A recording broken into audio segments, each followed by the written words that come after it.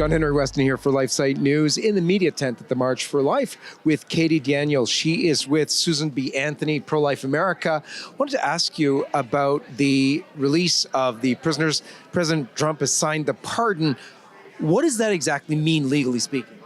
Well, because they are pardoned, their cases will not continue. And most importantly, they were able to be released from prison. So many of these peaceful pro-life protesters, including grandmothers, have been in our federal prisons for far too long. And so we're starting to see them posting on social media. They are going home to their families. That's where they should be. Now, what does that mean for, are they still under bail conditions, or do they have other appearances? What's going on now with that, or is it just all gone? So a pardon means that you are a free American. Your slate is wiped clean. So of course the fight against the FACE Act will continue, and we look forward to supporting that. This is a law that needs to be repealed because it has been used for so much evil to go after peaceful pro-life protesters. And so it's got to go. The law is flawed, and they'll continue in that case, but for them, they can go home. These are hardcore activists, very likely to go back tomorrow, but they can do that. They can get arrested again, but they could actually do that without facing ramifications of the stuff they did before. Is that right? Yes, they are Americans with free speech rights just like the rest of us. So I'm sure we will see them back sidewalk counseling, speaking to women, because they care so much about moms and their babies, and they're free to do that. Katie Daniel, thank you so very much for being with us. God bless you. Thank you. We're here with Ashley McGuire from the Catholic Association, an association of faithful that defends the teaching of the church. I want to talk to you about the state ballot initiatives. What's going on with those? Lots of them being proposed, and what's going on with them? Sure. Well, we're at an exciting junction in the sense that the issue has been returned to the states, which is what we've been fighting for 50 years. But unfortunately, the other side is armed with an arsenal of lies. And they have been advancing ballot initiatives in all kinds of states and doing them with a lot of deceit,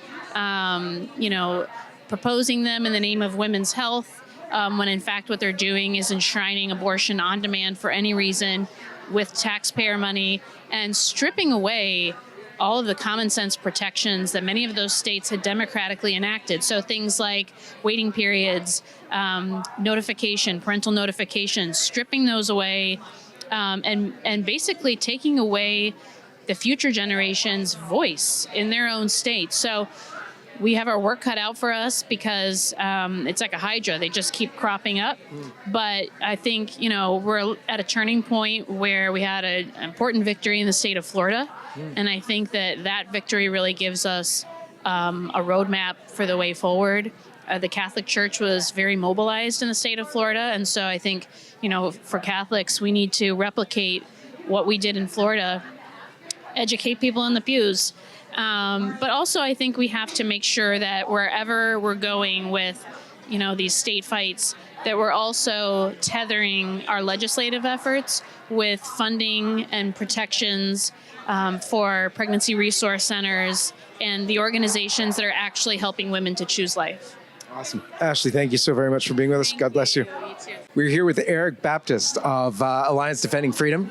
He's Erik Baptist, but he's a Catholic, but his name is Baptist. But anyway, Erik works with Alliance Defending Freedom, and they're doing great legal work all over the United States and beyond. They're an international group, but they're fighting in South Carolina right now, a case that's going to the Supreme Court. Tell us what's going on.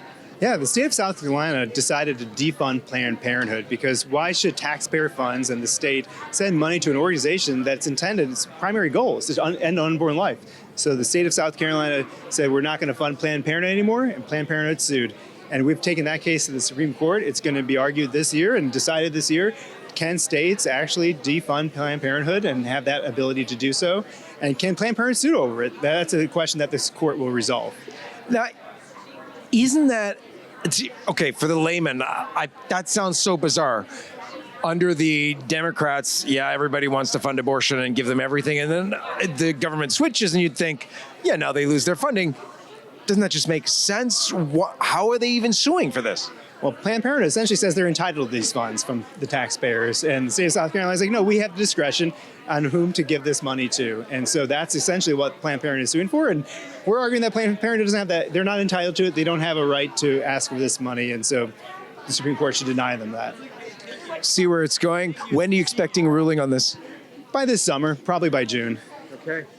Erik, any other thoughts for us on what's going on legislatively with ADF and everything else? Well, we're excited for the new administration because the last 4 years, ADF has spent suing the Biden administration over its laws and regulations to push and promote abortion across the 50 states. So we're happy now that the Trump administration has taken over. They're going to revisit those rules, and God willing, they will repeal them.